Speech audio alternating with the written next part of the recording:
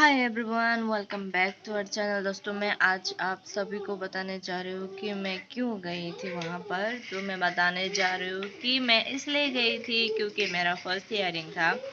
तो मैं गई थी कि इसलिए कि मेरा हियरिंग था और मेरे हस्बैंड भी आएंगे, लेकिन वो नहीं आए। वो क्यों नहीं आए ये तो मुझे पता ही था, क्योंकि वो आने वाला नहीं है। लेकिन उसने मेरे रिलेटिव्स को फ़ोन कर कर बता दिया था, चलो हम भी आएंगे तुम्हारे। उसको बोल देना कि डाइवर्स पेपर्स पे साइन करके दे जाए, क्योंकि अब तो रहने का कोई चारा ही नहीं बचा, कि जबकि उसने दे ही दिया है केस। तो ऐसा बोला था मेरे भाई को, और मेरे भाई ने मेरे माँ को फ़ोन कर कर बोल दिया। तो मैंने रात को पूछा कि माँ को किसने कॉल किया और क्या बताया। तो मेरी माँ ने बताया, मुझे कुछ भी समझ में नहीं आया, तुम ही फ़ोन कर कर पूछ लेना अपने भाई को। तो मैंने अपने भाई को फिर से कॉल किया, तो मैंने पूछा, तो भाई ने बताया कि ऐसा ऐसा है। तो अच्छी बात है ना, तो क्योंकि म्यूचुअल अंडरस्टैंडिंग हो रही है दोनों तरफ से। उसको भी समझ आ रहा है, मुझे भी समझ आ रहा है, तो कर लेते हैं फिर।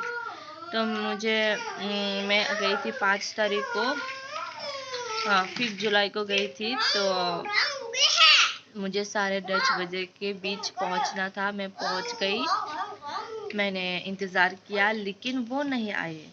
लेकिन उसका वकील आया, जो कि उनके गांव से ही है, उनके दोस्त ही है। वो बिना पैसे के, बिना फीस के वो काम करवा सकते हैं, जो कि मेरी औकात से बाहर है। मेरी औकात तो है नहीं कि मैं बिना फीस के किसी को काम करवा सकूं, क्योंकि मेरे हस्बैंड तो करवा सकते हैं। वो तो बहुत ही अमीरजादे हैं, अमीर अमीर घराने के लड़के, अमीर घराने के, हाँ अमीरजादे, अमीर घराने के लड़के, अमीर घराने के बेटे हैं। लेकिन मैं ठहरी बहुत ही गरीब लड़की, गरीब घराने की बेटी हूँ। तो मेरी औकात तो है नहीं कि मैं इतने अमीर घर में जाकर उनके वहाँ पर काम करने की भी मेरी औकात नहीं है। मैं तो नौकरानी की औकात हूँ, मैं तो नौकरानी की औकात भी नहीं हूँ। मेरे हस्बैंड बोलते हैं कि तू मेरी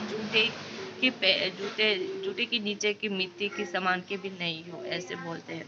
मतलब ऐसा वैसा झगड़ा, बहुत ही तरीके से बहुत ही खराब तरीके से हमारा झगड़ा होता है। झगड़ा मैं नहीं करती हूँ, झगड़ा वो करता है।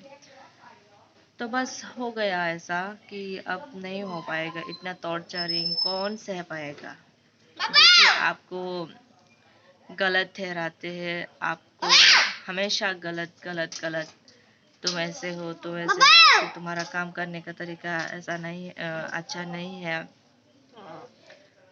तो कौन सह पाएगा। ऊपर से आप एक माँ बन गई, एक बेटी की माँ, बच्चे को ख्याल रखने के वजह आप किसी के ऊपर ऐसा दबाव डाल रहे हो कि फाइनेंशियल कंडीशन की वजह से कुछ भी हो। ज़्यादातर तो इसके लिए ही झगड़ा होता है कि आपके फाइनेंशियल कंडीशन खराब हो जाता है, तो झगड़ा इसीलिए ही घर पर होता है। तो आप लोग देखते रहिए मेरे आज का ब्लॉग। मैं आप लोगों को थोड़ी देर बाद और बात बताऊंगी। तो क्या हुआ था कि मेरे जाने के बाद नेक्स्ट हियरिंग कब शुरू होगी, मैं आप लोगों को बताऊंगी कि मेरा नेक्स्ट हियरिंग कब होगा। मेरे हस्बैंड ने बोला कि उनका हेल्थ इशू है, उनका हेल्थ का थोड़ा सा प्रॉब्लम है, वो इसीलिए नहीं आ पाया, उनका वकील ने ऐसा बताया। तो इसी कारण से नेक्स्ट हियरिंग को हमारा मिलना होगा। अगर हस्बैंड आएंगे तो, अगर हस्बैंड नहीं आएंगे तो फिर से नेक्स्ट डेट के लिए फिक्स किया जाएगा, उनको आने के लिए बुलाया जाएगा। अगर वो तब भी नहीं आए तो एक्शन लिया जाएगा कोर्ट की तरफ से, क्योंकि उसको आना ही पड़ेगा, जवाब देना ही पड़ेगा आकर कोर्ट पर। क्योंकि आप किसी की ज़िंदगी के साथ ऐसा खिलवाड़ नहीं कर सकते। आप पढ़े लिखे होकर भी नासमझ हो रहे हो, क्योंकि आपने शादी किया है। एक कोई मतलब ये कोई छोटा मोटा काम नहीं है। आप अपनी वाइफ को टॉर्चर कर रहे हो, मेंटली हैरेस कर रहे हो। आप अपनी बेटी को ध्यान नहीं दे रहे हो। मतलब दो लोगों के ऊपर ही आप टॉर्चरिंग का काम कर रहे हो। आप वाइफ के ऊपर टॉर्चर कर रहे हो, तो इसका असर आपकी बेटी पर भी पड़ता है। आप मत समझो कि सिर्फ वाइफ को टॉर्चर कर रहे हो तो बेटी को कुछ नहीं होगा। बेटी को भी होता है, बेटी को भी पूरी तरीके से उसका मतलब बच्चे सहम जाते हैं, बच्चे सहम जाते हैं, डर जाते हैं। वो अभी सिर्फ 2 साल की है। हमारा टॉर्चर तो शुरू हुआ जब उसके पैदा होने से पहले ही, पैदा होने के बाद तो और भी ज़्यादा शुरू हो गया। कारण यही था कि उसको सिर्फ पैसा चाहिए था। पैसा देने के बाद भी ये प्रॉब्लम ख़त्म नहीं होता था, क्योंकि पैसा होता था तो पैसे हाथ में लेकर शराब पीता था। अगर पैसे ख़त्म हो जाते तो फिर से मांगते हैं कि शराब पीने के लिए उसको पैसा चाहिए। अगर वो नहीं पिएगा तो उसको नहीं मिलेगा तो फिर से झगड़ा करेगा, फिर से उसको मतलब आपको अनाप शनाप बोलेगा, बच्चलन बोलेगा, चरित्रहीन बोलेगा। ऐसे ऐसे हमारा झगड़ा होता होता जाता है। मैं तो एक लफ्ज़ भी नहीं बोल पाती हूँ, क्योंकि वो मेरा घर नहीं है।